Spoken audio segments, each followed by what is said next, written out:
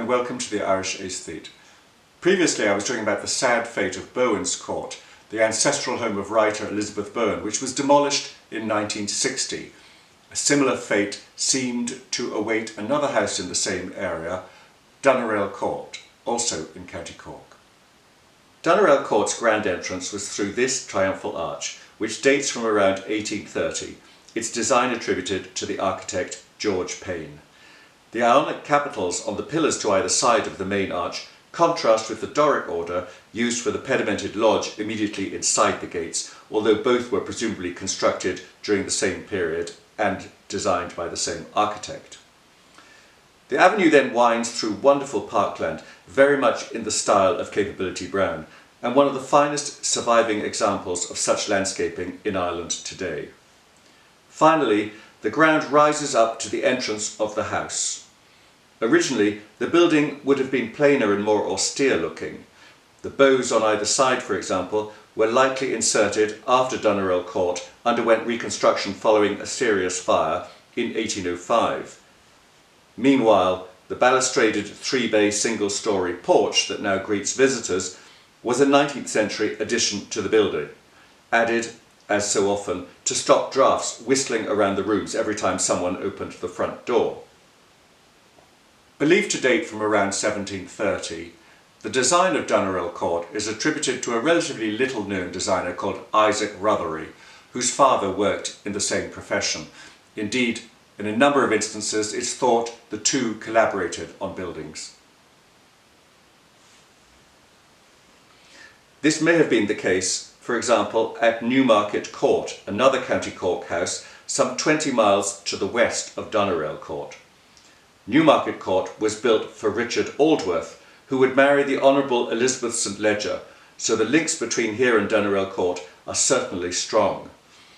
Another house in the same group is also one of the loveliest in Ireland, Mount Ivors in County Clare, a building begun by John Rothery and then completed by Isaac after his father's death in 1736.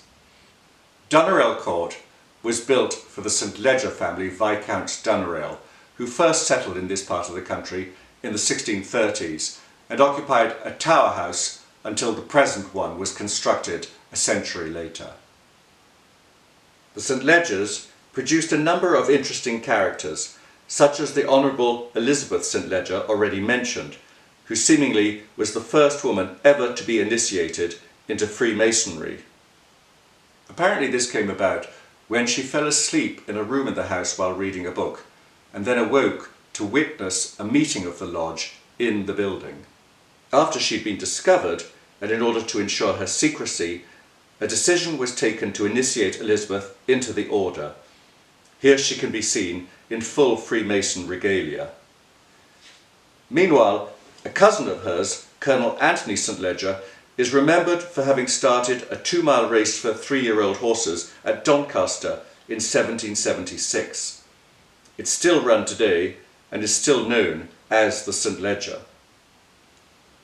Finally, let's move forward to the 19th century and the 4th Viscount Doneraile, another ardent horseman.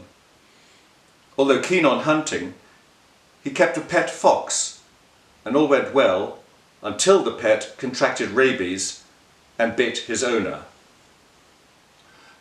Unfortunately, Lord Doneraile in turn contracted rabies and died. Apparently, he suffered terribly and was chained to bed before being smothered with pillows by housemaids to end his misery. He left a grieving widow but no son, so the title had to go sideways, as it would do several more times over the next 100 years. However, as the 19th century ended, all seemed well and the future of Doneraile Court looked secure. Nevertheless, as we shall discover next time, trouble lay ahead for Doneraile Court. I look forward to seeing you then. Thank you so much for watching the Irish Aesthete. Goodbye.